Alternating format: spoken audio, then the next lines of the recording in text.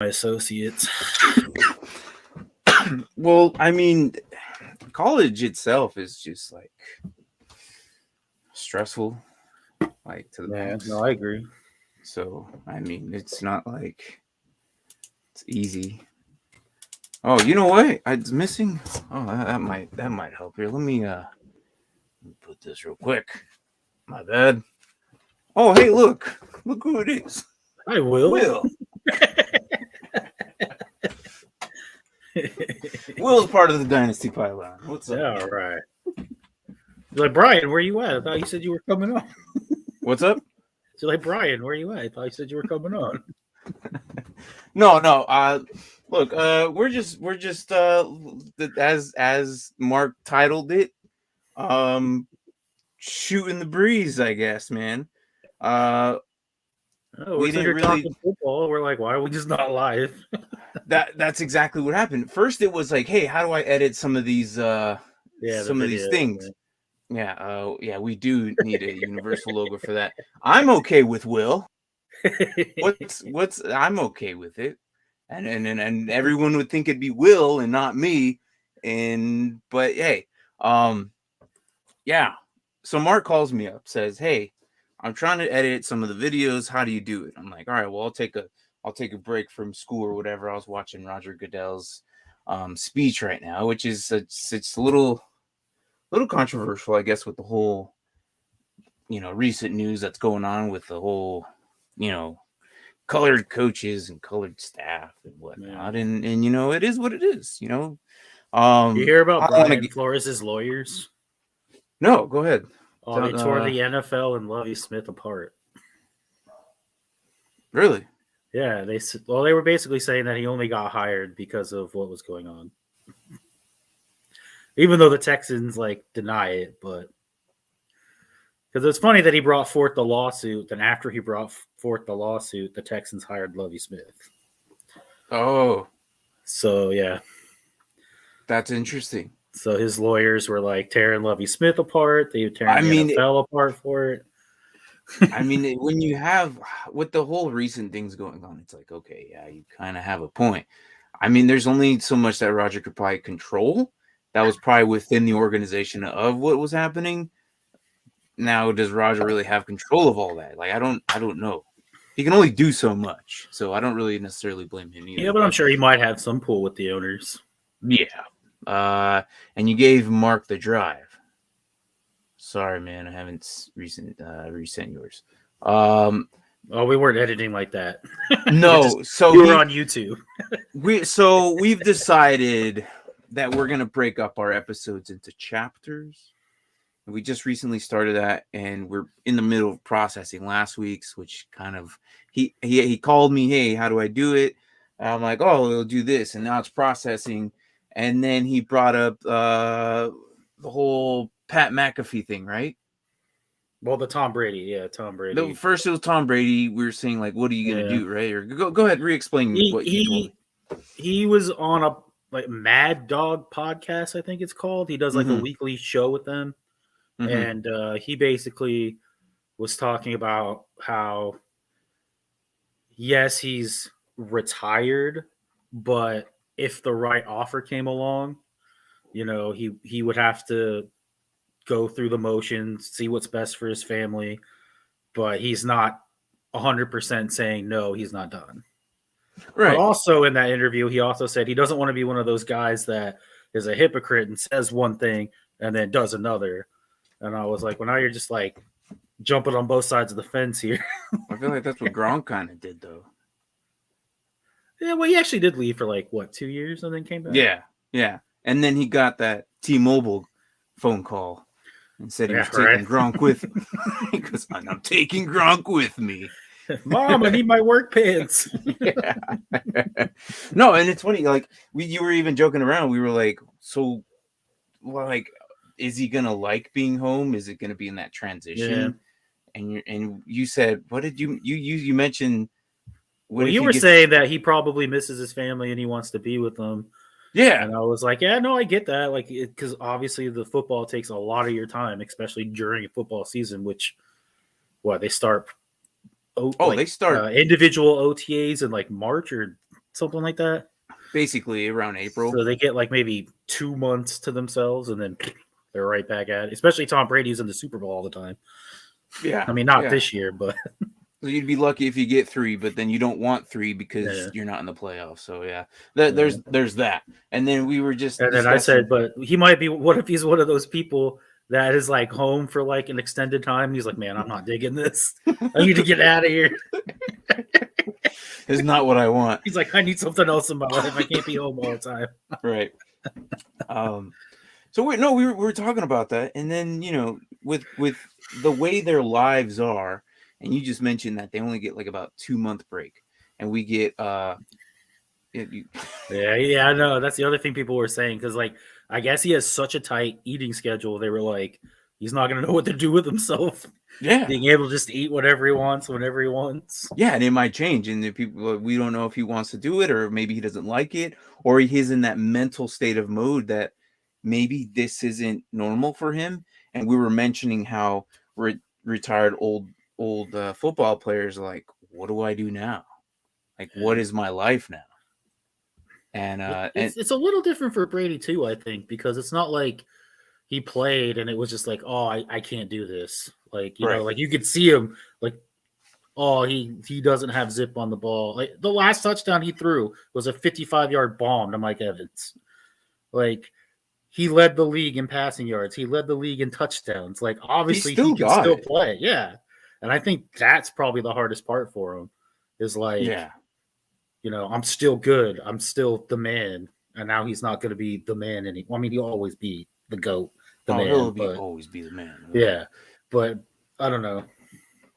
Oh, and so which brought up the whole thing. Like, I've seen, you know, I'm obviously not, we're not NFL players, obviously, but I kind of affiliated contracted life to what these guys are. Like, I've been in military, for those who don't know. I've been in for quite some time, halfway there basically. So finish the other half, I guess, right? But are you living on a prayer? I'm just kidding. No. So I've seen men and women come back. I didn't know them before, but they come back. I'm like, oh, hey, well, you know, I did this and then I left and I came back. I'm like, and then the grand question is, well, why? Why did you do that? Like, I didn't know what to do. And I'm like, well, that's interesting. I'm like, well, what do you mean you don't know what you do? Like me, I can't wait to get the hell out of there and go home and hang out with my family, or you know, do whatever the hell I want after work, or have the weekend. And I guess it's because I also joined in later and not fresh out of high school with like some of these college players. Like, you know, they graduate high school, they go into college, and they start playing for their college. For my life, I guess, for those who join military right away, they basically, this is their first outlook, their job. And in their case, it's college. College football is their job now, because the next step is NFL. For us, it's like, well, moving up the ranks, getting to different transition, going up into a different unit, you know, blah, blah, blah.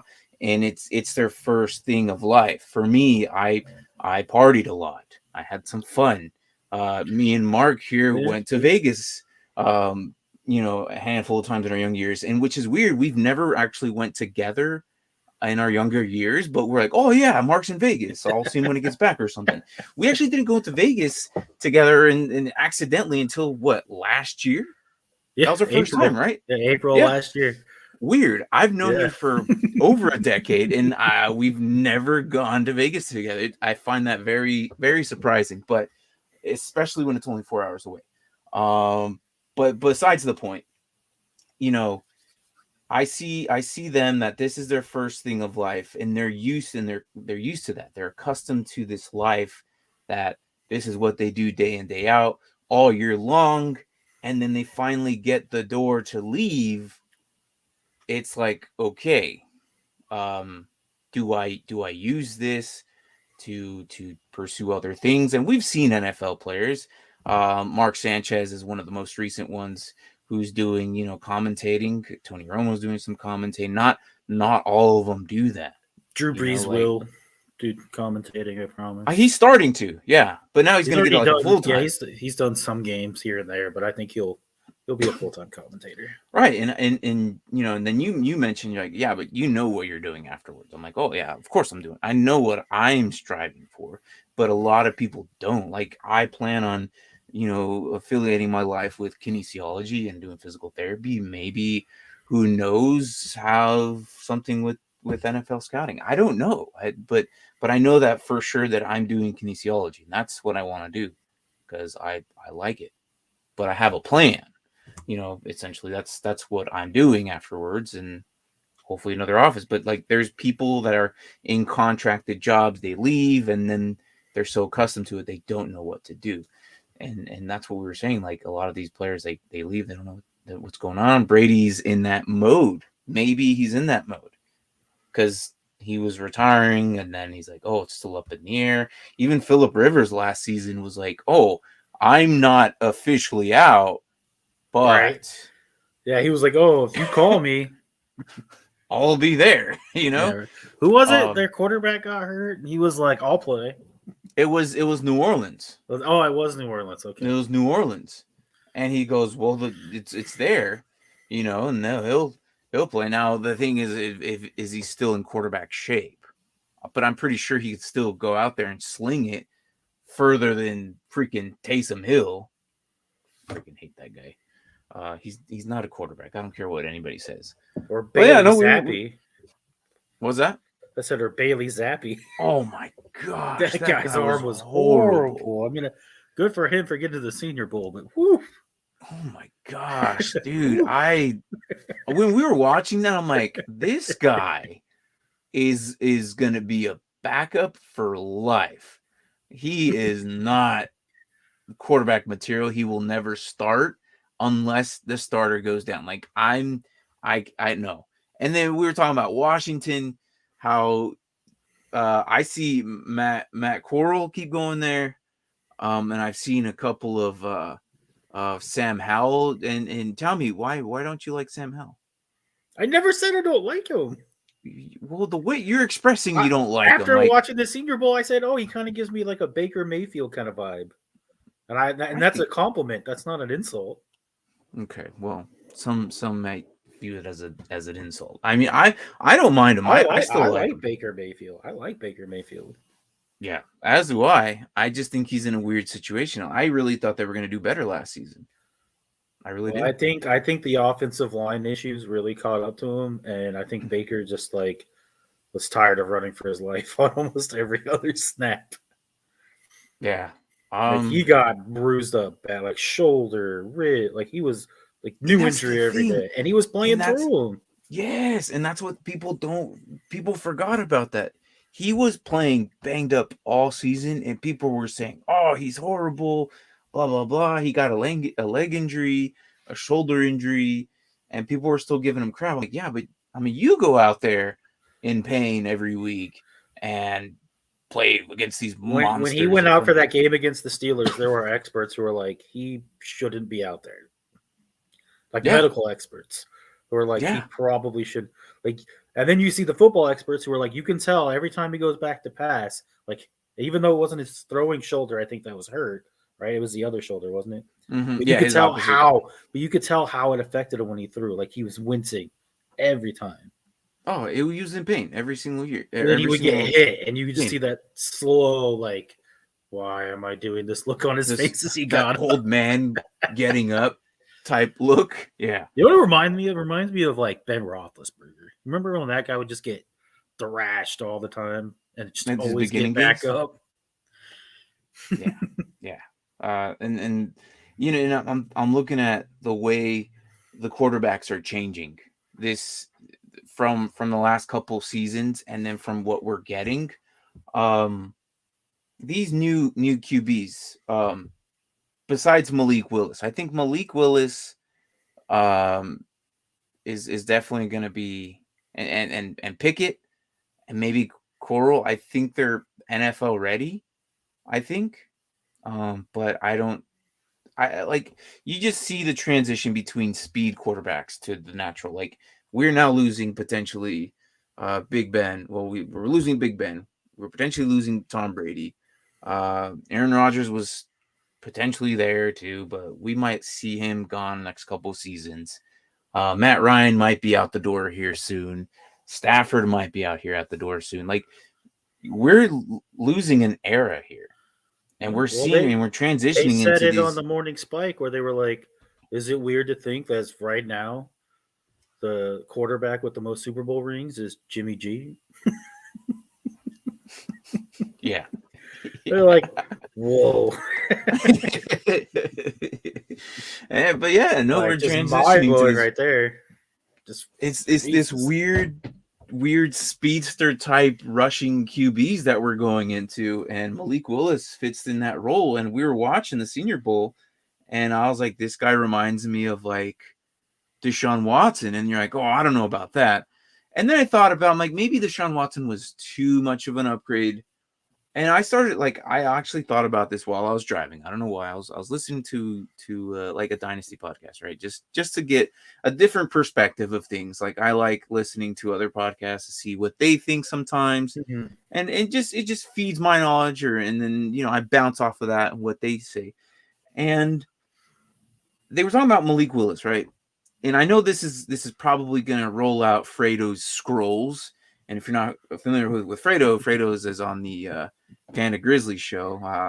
The guy with Spike the sometimes. morning spike whenever he decides to show up. He brings out his tablets and his scrolls, and he brings up old school players. I even noticed, like, when on the morning spike, I was in a hole, the internet sucked, so I was just answering whatever, right? And then there were some of those I didn't even know about. So I was like, whatever. At least I'm participating, whatever. I think I took last, but I didn't care. But while I'm thinking I about, came in late and I ended up beating you. yeah, I was just pushing buttons.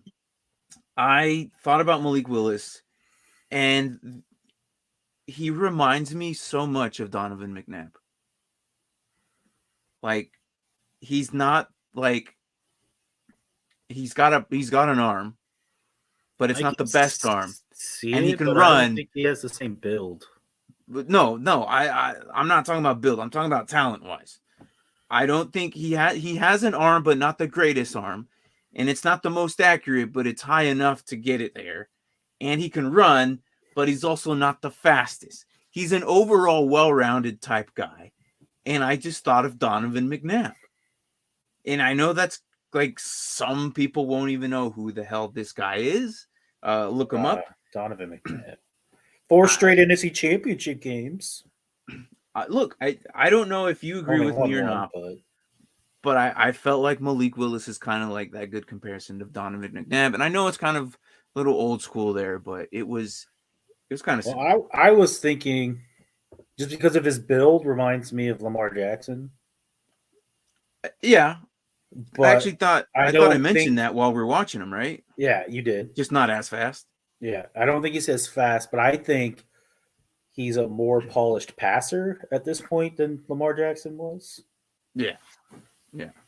So it was just interesting. And But that's again, not to say he's slow by any means. He's pretty quick. Oh, but I mean, obviously, Lamar Jackson is quick. And the fact that Dan Campbell, when they interviewed Dan Campbell, they're like, "So, what do you think of Malik Willis?"